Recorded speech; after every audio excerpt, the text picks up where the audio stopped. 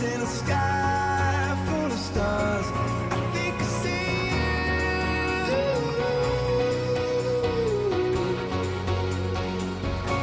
I think I see you. Welcome to the Half Moon Yoga and Art audio blog and podcast. My name is Hannah, and today we're going to discuss concentration in the park. Does your mind ever wander between memories, dreams, plans, and concerns? Do you feel like your mind is constantly jumping from one thought to another, sometimes even skipping mid-thought through two other thoughts and then back again? Although this is typical behavior for our minds, we can learn to control it to find peace. In Pantajali's Path to Enlightenment, Dharana, the sixth petal, is the practice of concentration. In Light on Life, BKS Iyengar teaches us that our objective in Dharana is to achieve the mental state where the mind, intellect, and ego are all restrained and therefore offered to the divine power. When we reach this state of immovable concentration of the mind, healing, grace, and peace can take place within us. Through the practice of Dharana, we can focus our attention on an actual object or a concept. When we are practicing balancing poses in my Fun Yoga in the Park classes, I encourage my students to focus on one rock, tree, or even a blade of grass in front of you. When we encourage our mind to focus only on this point, the more intense it becomes and the more the other activities of the mind fall away. The mind has to be stilled in order to achieve this state of complete absorption. This one point of focus during balancing poses is called a drishti, a point of focus where the gaze rests during a posture in meditation, gazing outward while bringing awareness inward. In these moments of stillness, when we hold steady, listen to our bodies and make any necessary adjustments to fully engage the whole body and breath. We all struggle with this concept as our minds like to jump around and wander so much. But the beauty of concentration lies in bringing the mind back to the idea or object as many times as it takes. That's what Dharana is all about. We can even appreciate this intense focus when we're off the mat. Getting lost in a book, playing music, or gazing onto the horizon of the ocean are excellent ways to concentrate and calm your mind as well. One of my favorite pastimes is wandering through the park, whether it be in Paris, San Diego, or wherever I may be, and taking minutes to pause and study objects, like a particular flower, cactus, tree, squirrel, or sculpture.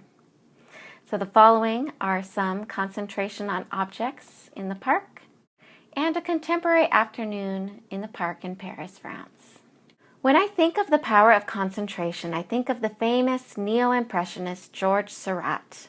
He was extremely serious and disciplined, and was acknowledged as the leader of a new and rebellious form of Impressionism for his invention of the style Pointillism. In the 7 by 10 foot painting, A Sunday Afternoon on the Island of La Grande Jatte in 1884.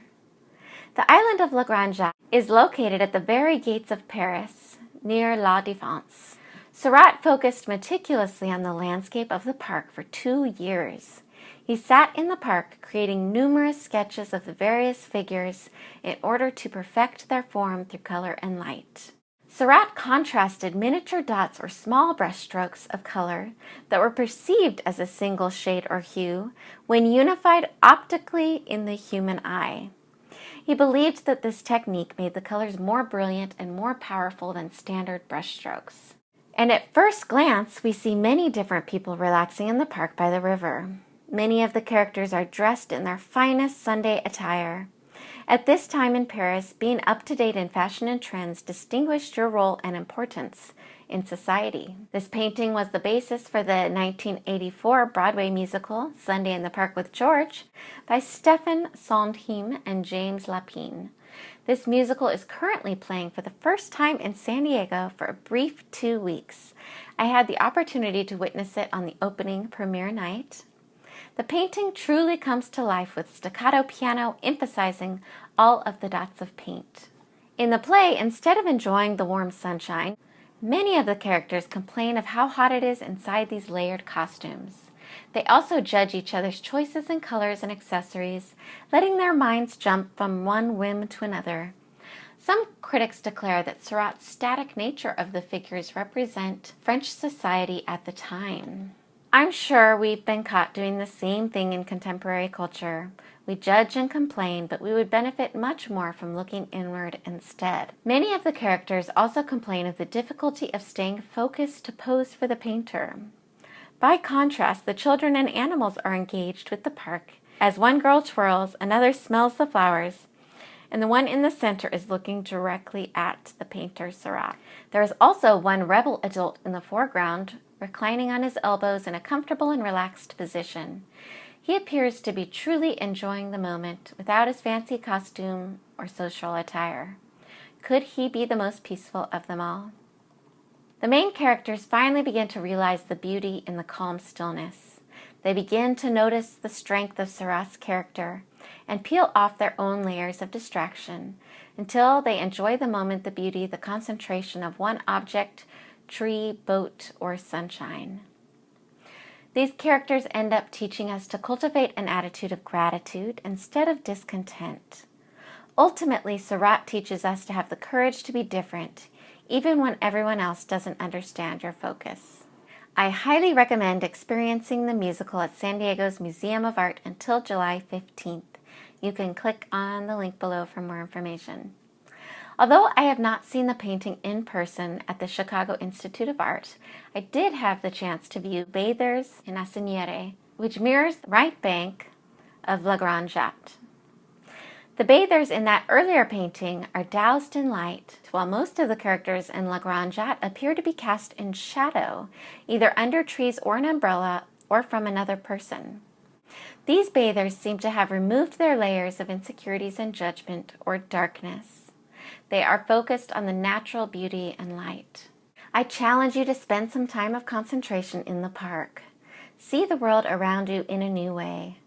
In my favorite quote, Leonardo da Vinci reminds us, "Learn how to see. Realize that everything connects with everything else." In the park, sit comfortably or hold a yoga pose. After adjusting your posture, focus your gaze only at one object. Then fine-tune your breathing and be still, quiet, and at peace. Here's a painting of leaves that represents my attempt at pointillism, and a colored pencil drawing that shows my concentration in the park. Finally, some yoga poses for concentration include half moon or Ardha Chandrasana, tree, Vriksasana, and finally, Warrior 2, Virabhadrasana 2. Thank you for listening. Please also check out my website, halfmoonyogaandart.com, for some more products. I also just released about 15 pairs of yoga leggings that are made with my artwork, my paintings, as the design. So I hope you can check that out and go on to the Society 6 Half Moon webpage and heart any designs that you like and put some in your wish list, and I'll keep you updated on sales and specials, perhaps sometimes free shipping. Also, please sign up for my email. It goes out once a week so you can get my blog and any other special information directly into your inbox.